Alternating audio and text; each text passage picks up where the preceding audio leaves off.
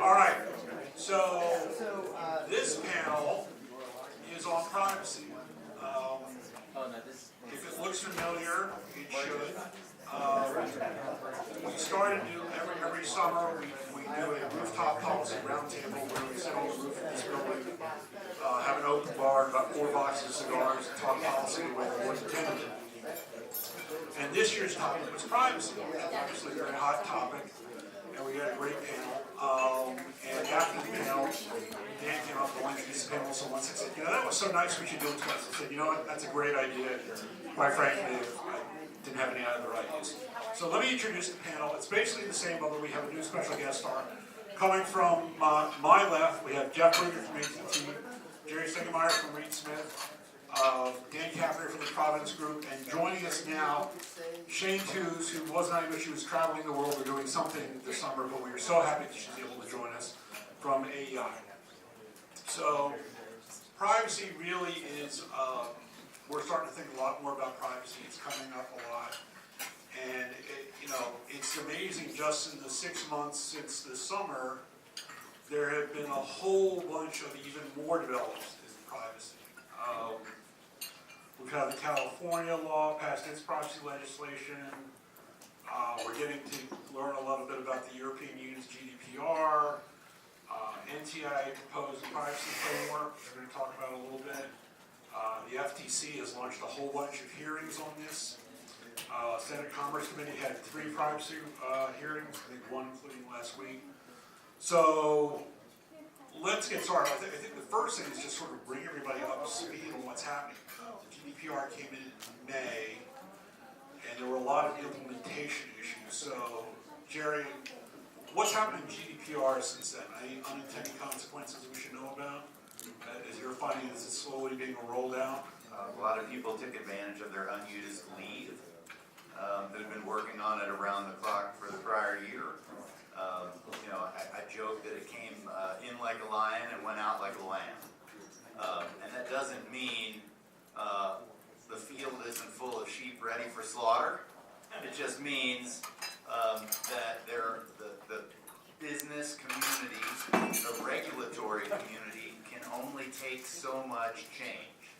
And the quip I would have, and I had the good fortune to spend some time in Brussels with Dan, was to hear from regulators directly in Europe the number of breach notifications they're receiving because of this 72-hour prescriptive requirement is simply massive, and they haven't yet organized or figure out what they're going to do exactly. So the closest U.S. metaphor I've sort of put out there is when Congress passes a statute and then you have implementation and NPRM and those other kinds of equivalents, there's a lot of that feel, which is to say there's law, it's big, it's sweeping, what it means and what happens if you screw it up is unclear to many. Jeff, you work at a very large multinational corporation.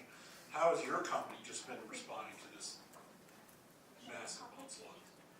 Yeah, we spent a lot of time preparing for the GDPR, and as Gerry said, I think we're all waiting to see kind of what happens next. A couple of things to note. One is, there were reports after the GDPR took effect of websites going dark, and especially global providers and U.S.-based sites, in particular, turning off their service in Europe because they didn't find the benefit of operating there worth the cost. And it'll be interesting to see how that continues. We also have seen some early reports of maybe reduced investment and further consolidation in the advertising industry resulting. So I think it's very early days to see really what the economic impact is going to be. And then on the regulatory side, as Gerry said, we have had, I think, thousands of complaints filed, and the regulators are just starting to process those. So I think one of the big questions will be, are we going to see a unified approach to enforcing and implementing the GDPR, or are we going to see different countries taking different approaches, and how much will this unified regime that the Europeans are working towards is going to actually happen as this gets implemented? Will they deliver what they promised? What have you done?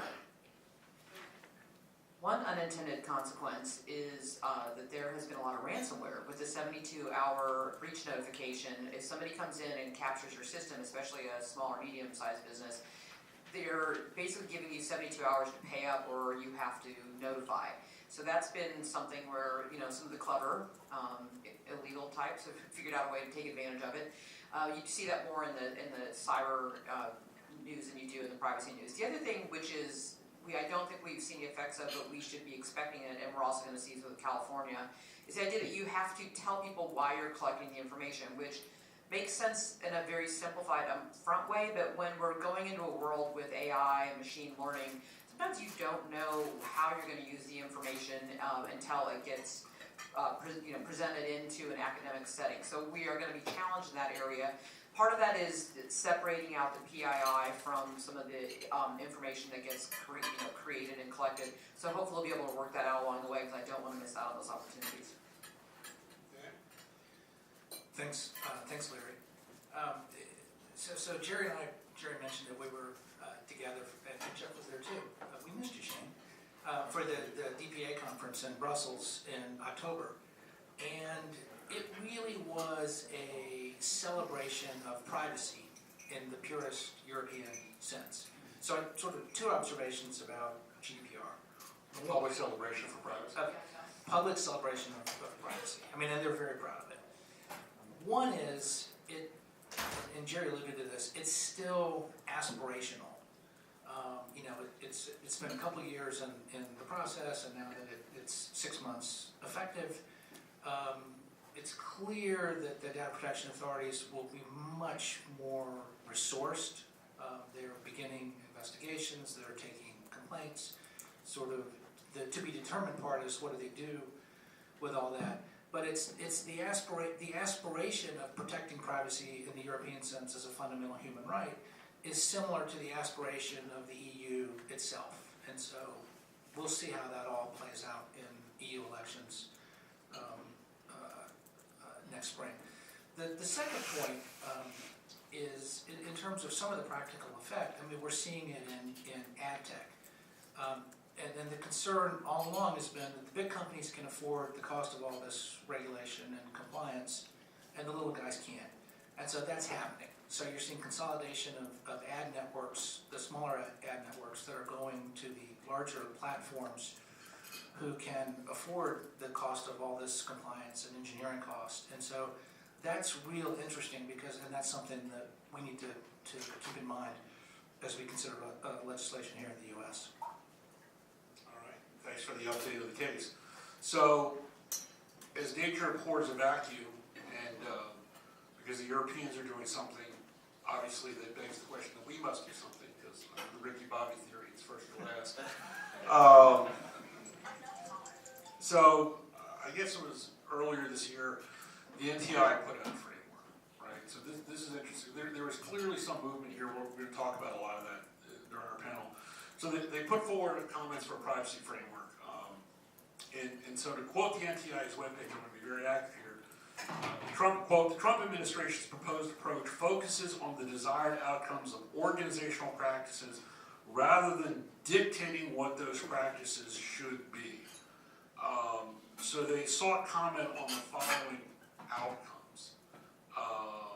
They focus on transparency, on control, the use, collection of storage should be, they highlighted, reasonably minimized.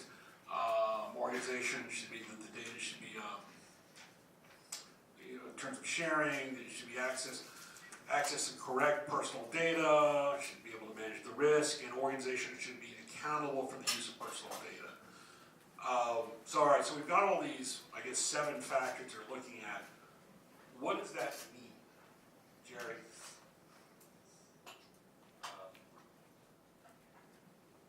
It means there is in fact a vacuum, and we have to demonstrate that ours is bigger.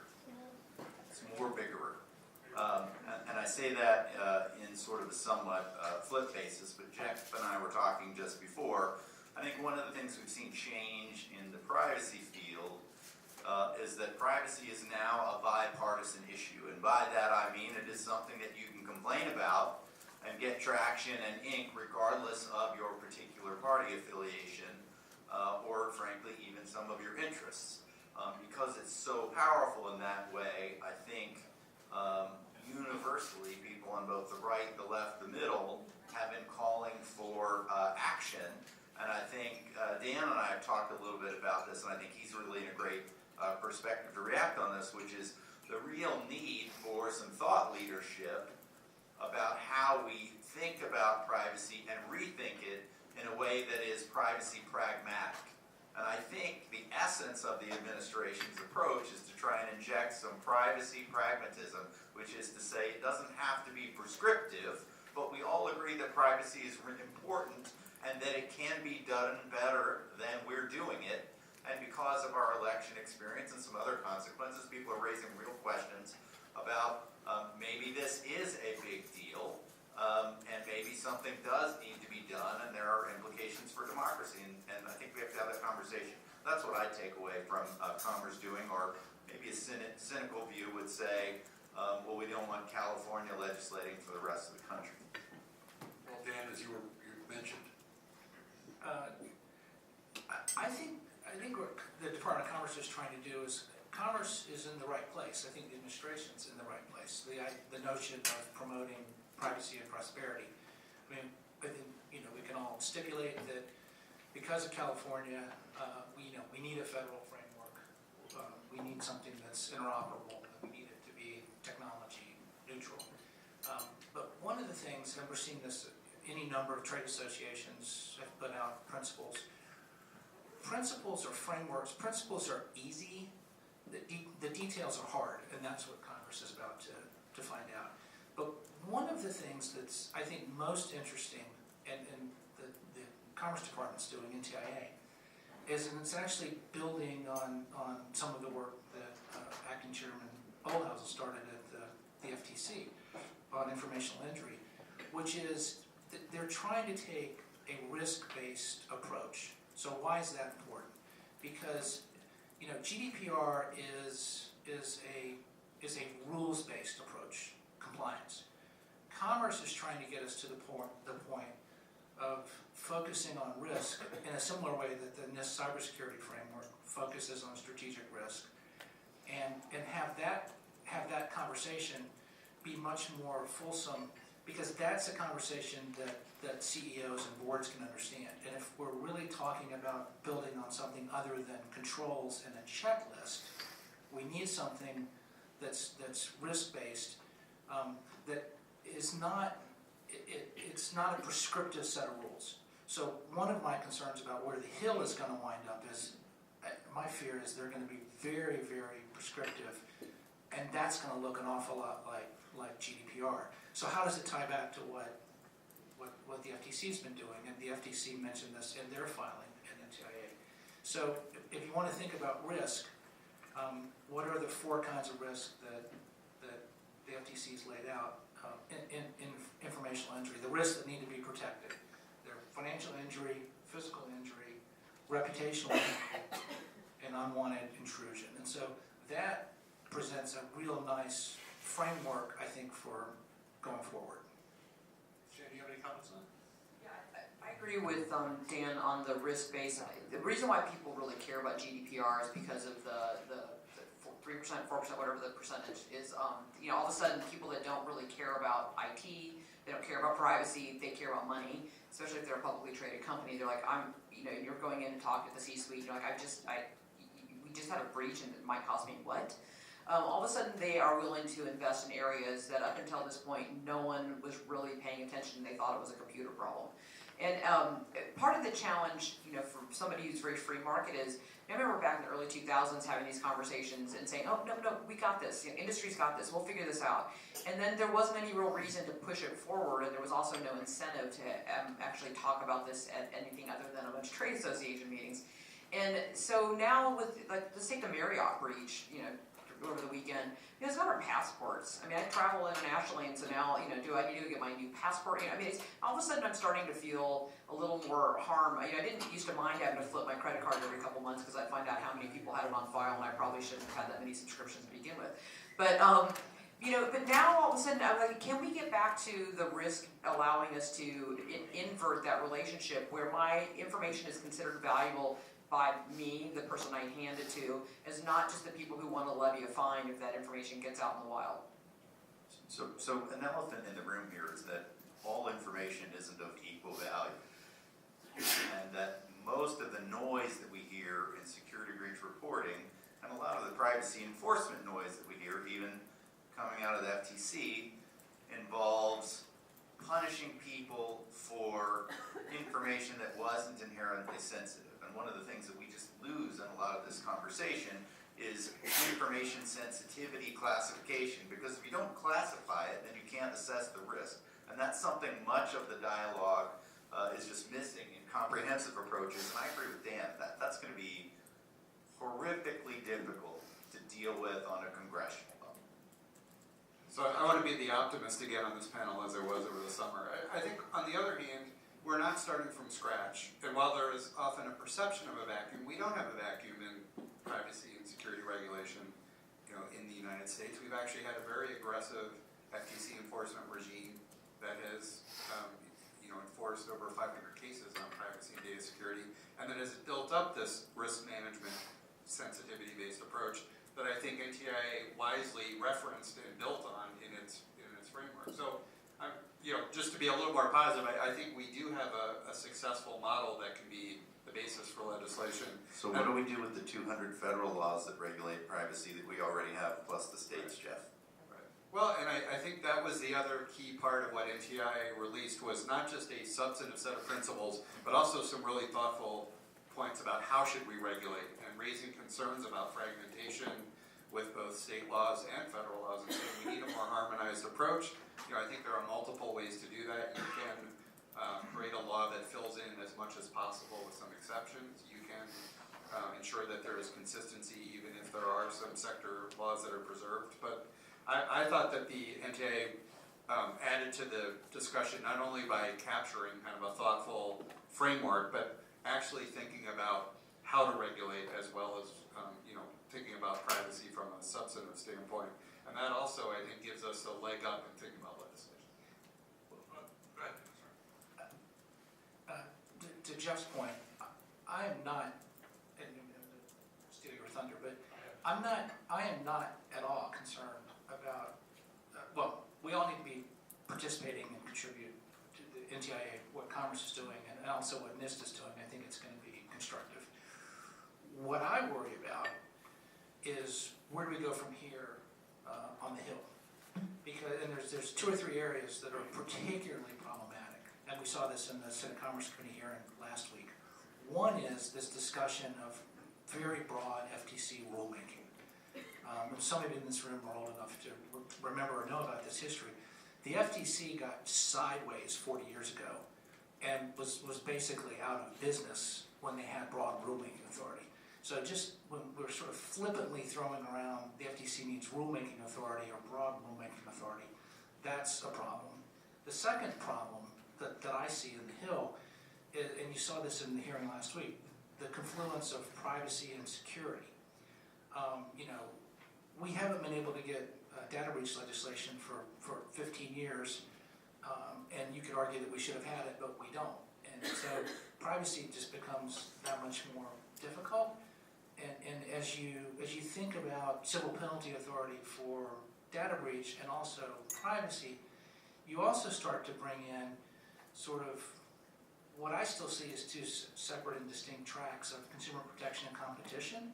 So all of this discussion that's in the air, the hipster antitrust, and if you start looking at privacy through the competition lens and Congress gets involved in that, I mean, that's a real challenge that I think we need to discuss. Good, because that was my next question. It is getting involved in the FTC. I think you get into the notion of what actually should be the appropriate role of the FTC. And it's funny because coming out of the world, for me personally, out of the FCC, the FTC has always been sort of held up as this sort of great paradigm, shining city on the hill. And now we're talking, Dan and I have talked a lot about, well, let's give them rulemaking authority. Well, great, we just turned them into a sort of an Uber regulator. And there was actually Tom Wheeler. I mean, let's not forget, in the telecom space, we just went through this giant zeitgeist of asymmetrical privacy rules that took a congressional review act to be eliminated, which also, and then not only that, you had the AT&T mobility case, which we had this jurisdictional problem. And Tom Wheeler just went out, I think it was last week or the week before, saying, you know, the FTC still can't protect consumer protection. Like, okay. But yet, the FTC has been going through what I would politely describe as navel gazing and thinking about, you know, what is their role in terms of doing this. And as Dan said, you know, is this a consumer protection issue? Is it a competition issue? And I don't think anybody really has any answers because everybody seems to be navel gazing. But it's not bad if those people start talking to one another. Let's just put that out there, that we have this pressure in law to sort of specialize. And I think it's not a stretch to think that regulation has competitive implications. And so if we regulate things, there are unintended consequences both ways. And as it has generally existed thus far at the FTC, it's going to be a very, very rare thing to find someone who is a crack antitrust lawyer who knows a damn thing about privacy. Right. And that hasn't changed much in, you know, a dozen plus years. So to the extent we have the conversation, I think we can at least sort of sneak in there that there are anti-competitive implications for pro-privacy regulation or lack of regulation, and at least to acknowledge that that's a thing that we should be thinking about. And where we haven't been thus far, so I'd actually disagree with the characterization of the navel gazing, you know, because I'm not a big fan of regulation that is ready, fire, aim.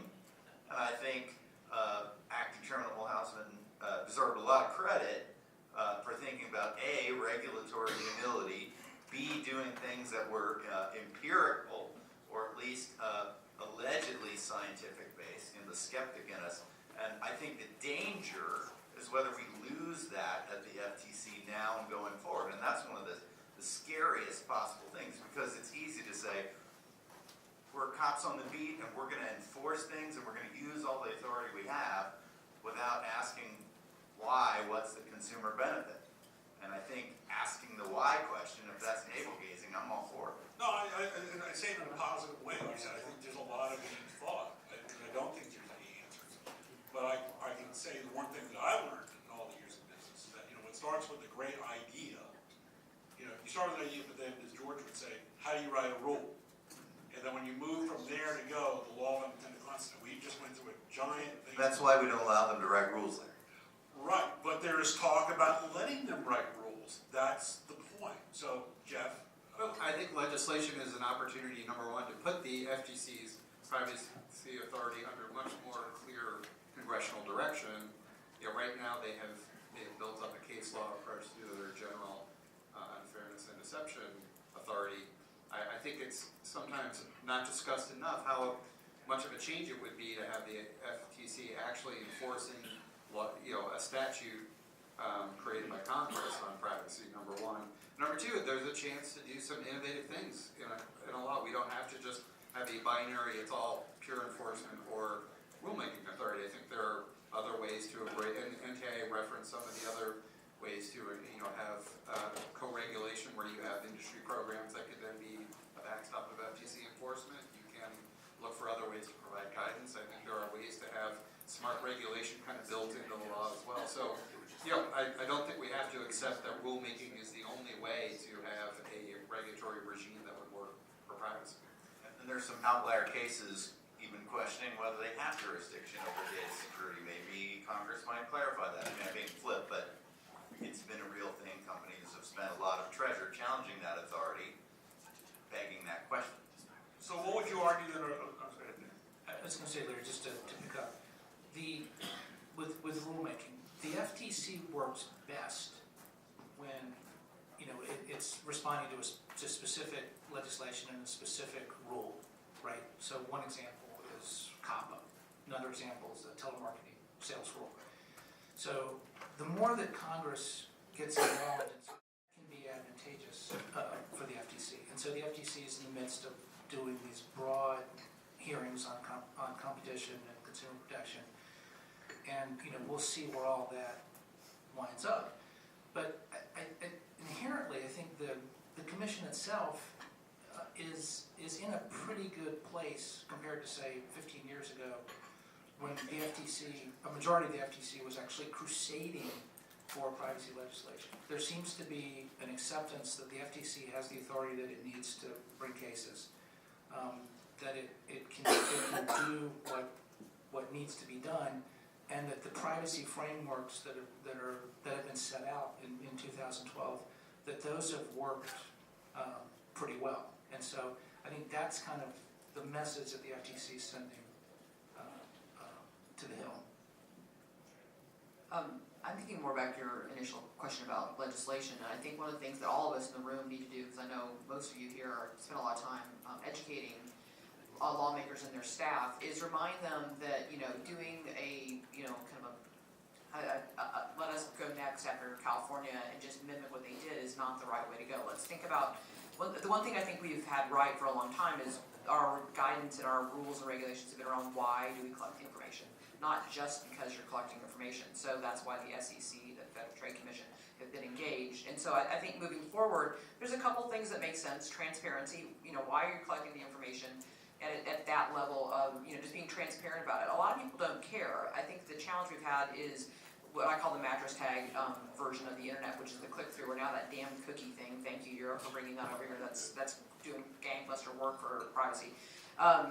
So we need to get away from that and actually have people be sensitive. And I say this in a lot of panels. I say we need emojis. We need sort of the, here are the 3 things I care about, and is that emoji there? Just to simplify it. And that way people actually will pay attention to what it is that they're clicking through on that process. And then the other thing is a level of parity, especially as we've seen, the blending of online and offline. Parity or parity?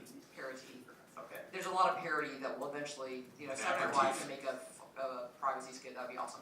But I think that the idea that, we're watching the edge providers really say, I'm vastly different than other people, as we're watching entire industries morph into how people touch and are involved with them, which also gets to a third thing, which is one of the things on the NTIA list is how long do you keep the data? That's another one that we need to be thinking about, because security guys, there's a reason why they want to keep it for a really long time. Law enforcement would like to keep this forever because they've got to find it. You're not going to find a criminal within the first 30 days usually. But there's another chance the longer you keep the information, if it's not value to you, you should not be holding on to it. So those are all things that I hope that all of us in the room discuss as we watch people go forward in these dialogues. And Larry, one thing we haven't talked about is really the sea change in the industry attitude towards privacy legislation. Certainly from last year, and even. I was at a panel in New York 2 weeks ago, and somebody brought up, and I've talked to a lot of folks, there seems to be that rare time in Washington where the sun and the moon and the stars line up and you can get something. I'm not sure what that something is, but there seems to be that. A werewolf. Okay.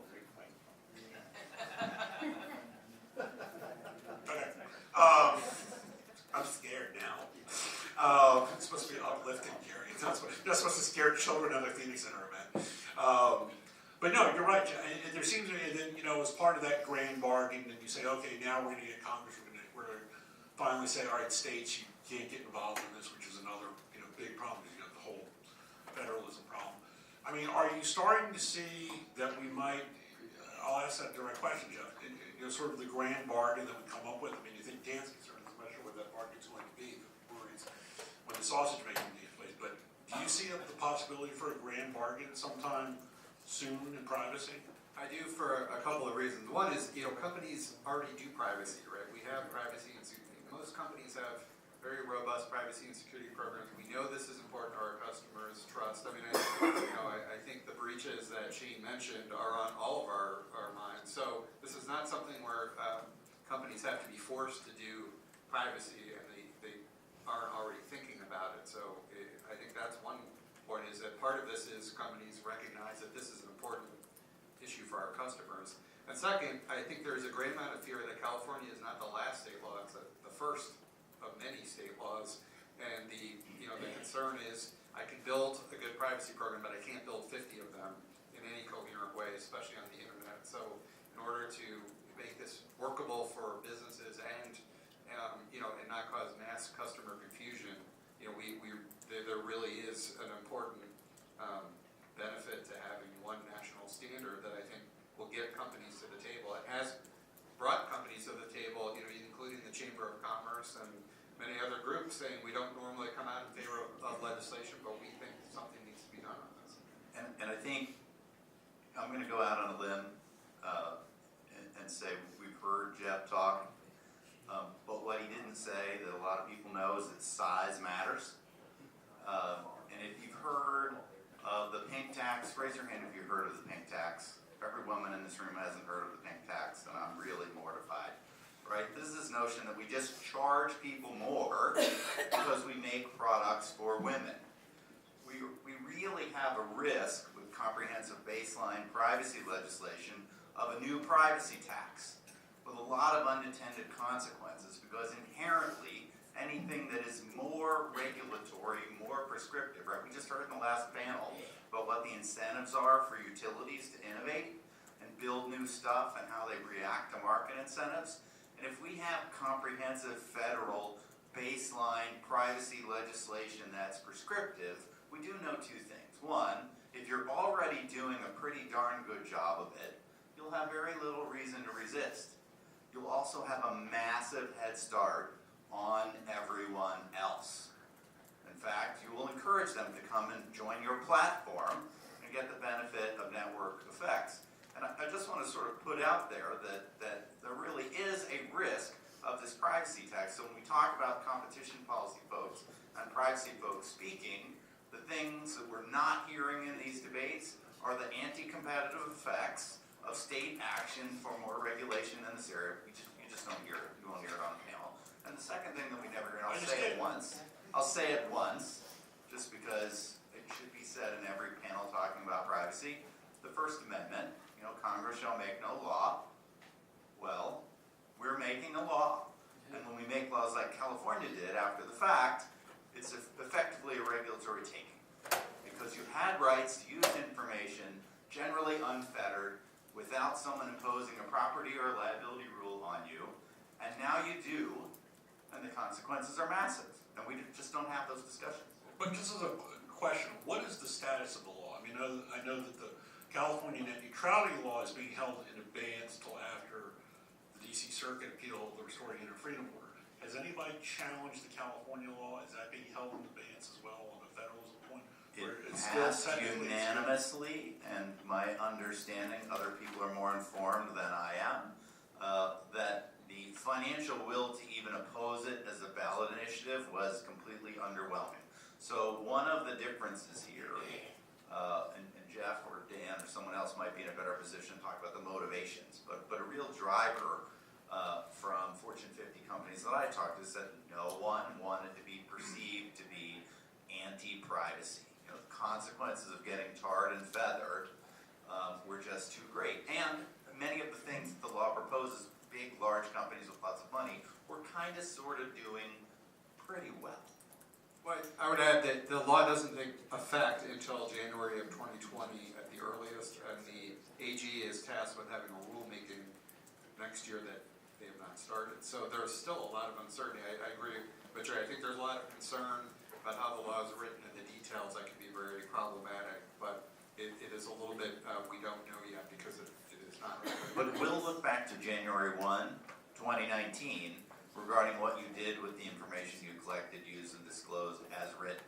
So maybe you don't get punished for 24 months, or 30 months, or 35 months, but I think the other thing that Jeff alluded to, and it bears repeating, is that we know with breach notification, all the other states followed, and there are pretty good indicators that the other states are going to follow.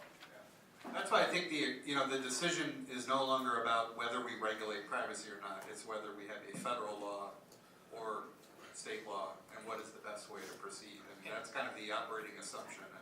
And Larry, you mentioned the grand bargain. I mean, you're already beginning to see the contours of that on the Hill.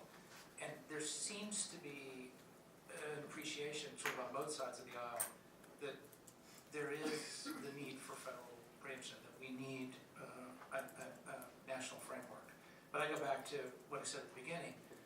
At this point, frameworks are easy, legislation is hard. And my concern with the grand bargain is that on the Hill, the legislation becomes so granular, and it's rules-based, it looks a lot more like GDPR. And that really has an impact on, you know, the notion or what Commerce is trying to promote of privacy and prosperity. Shane? Practical application is the reason why we have a data breach notification is because of California. So, I mean, people in Australia have to do it because they have people in that system. So I think that we need to really watch what is going on there and how it gets applied, and then continue to have these conversations. I have to say, 20 years ago, I didn't think we needed a national privacy law. I think we forced our hand on the situation by things like Equifax. I mean, we didn't pay attention, and the speed of technology got ahead of us. However, technology can solve a lot of these problems. Look what Apple does. They have differential privacy. They don't, they choose not to sell, that's their choice. And I have a choice to use an Apple product or somebody else's, and I think that if there is a market element to this which we have not really employed, which I hope we will see more of it as we look into regulation. Well, that was great, keep us on track. We do have time for a couple of questions. So I'm wondering if we had some. I see Maureen in the back. Please don't ask any questions, Maureen. You're too as an expert, and we're all looking really dumb. So I'll save it for the next one. And Baron, it wouldn't be without you asking a question with FTC. So, Mr. Zoka, pass that down to Baron.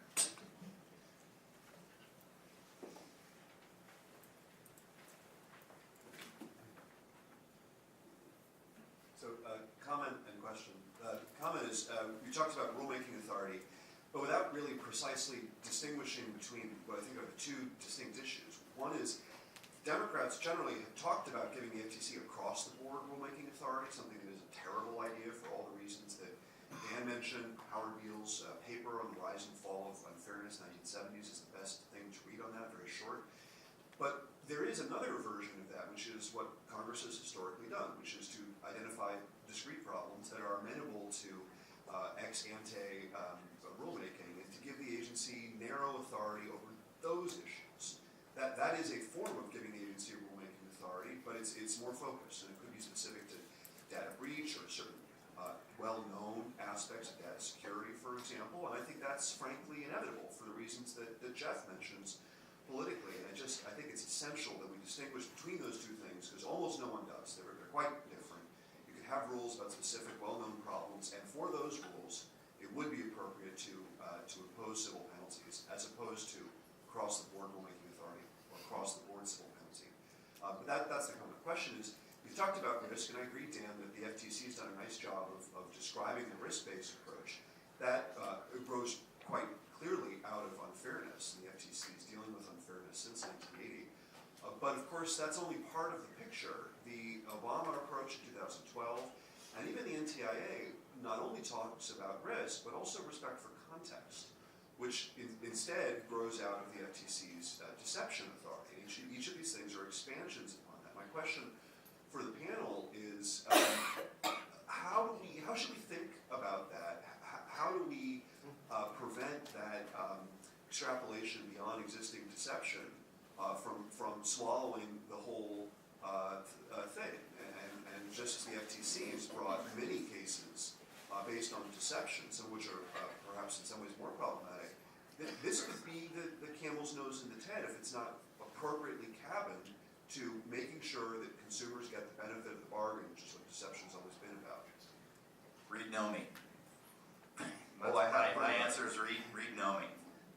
I think you have some divergence in some of the commission's thinking, and you have some focus on injury, and some of that ties back to how we use prosecutorial discretion. And I agree with you absolutely, Baron, that as a practical matter, one of the dynamics that's going on is there are a lot of folks in this bar, not the kind of bar I frequent, who are in favor of broader rulemaking authority. They have an optimism that the agency can and will get it right. I think business folks, I think Dan highlighted COPPA. If you were someone who wanted to build applications for kids, you would look at the last 20 years as a nuclear winter in terms of your ability to do that and get those products to market. And I worked with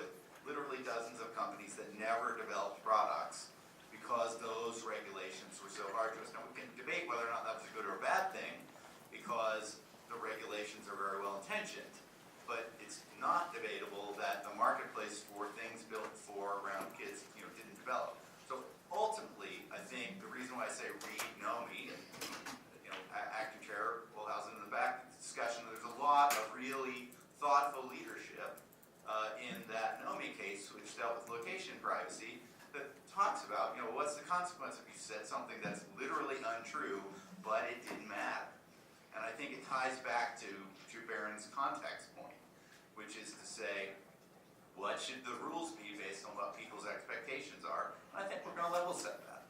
But also, I think this is one of the things that Congress can do in a law that the FTC can't do when it's enforcing unfairness and deception, which is to say, hey, we want innovation, we want new uses of data, as Shane mentioned, whether it's AI and other things, so we can build in, kind of a test that includes those positive uses and considerations, as well as kind of a narrow unfairness or deception. So we have an opportunity here, I think, to build in both sides of the thinking and equation into the law in a way that will actually position us in a better way than where we are today. Well, and I think context is articulated by the FTC in 2012. Context is important. You don't want to surprise a consumer. Not all data is to be treated the same. So we clearly need. I mean, you don't want to surprise a consumer. There's clearly the need to protect medical and financial and children. So I think that's an important pillar. I agree with you, Baron. I think we are going to wind up. If there is going to be rulemaking at the FTC, it needs to be very narrow.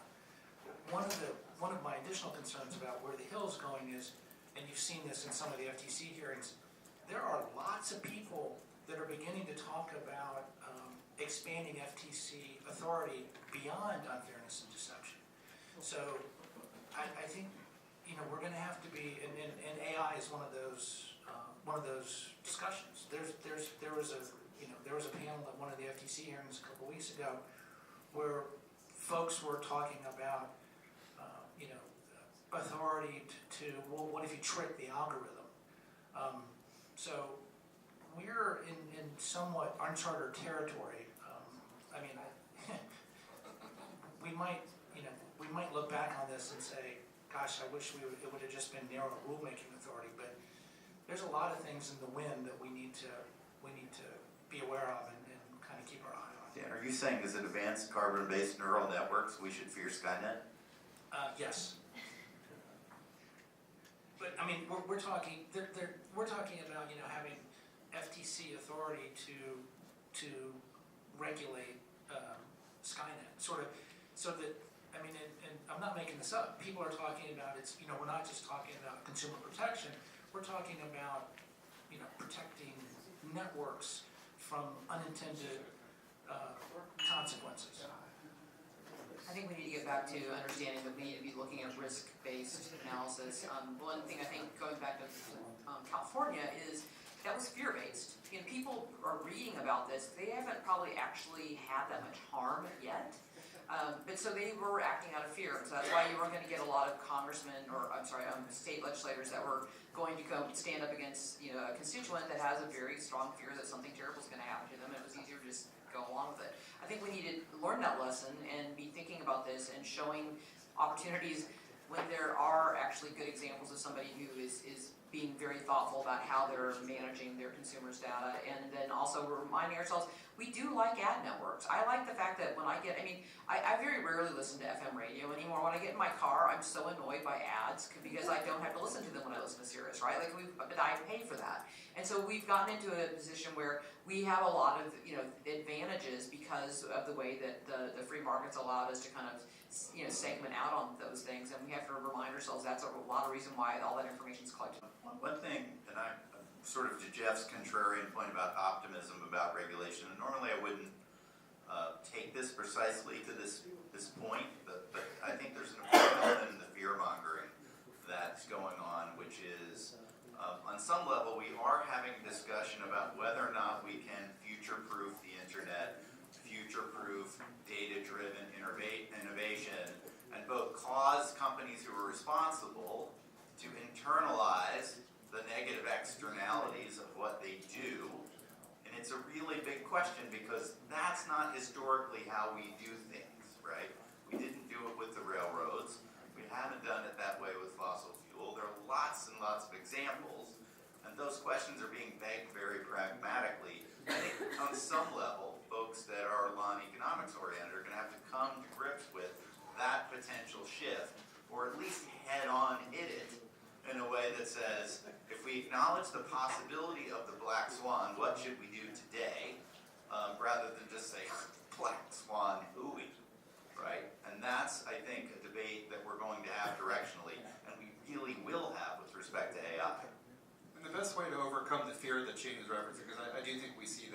is to come back with good ideas and thoughtful ways to approach this that don't lead to the negative consequences. I do think there is an awareness that consumers have benefited a lot from use of data, and that we don't want to take that away. But we also need to give a path to the policymakers that gets us. And on that note, I want to thank my panelists for an excellent panel. I appreciate you all coming down. Let's take a 2-minute break, and then we will proceed with the FCC panel. Thank you. Very quick break, and let's get back, because we have a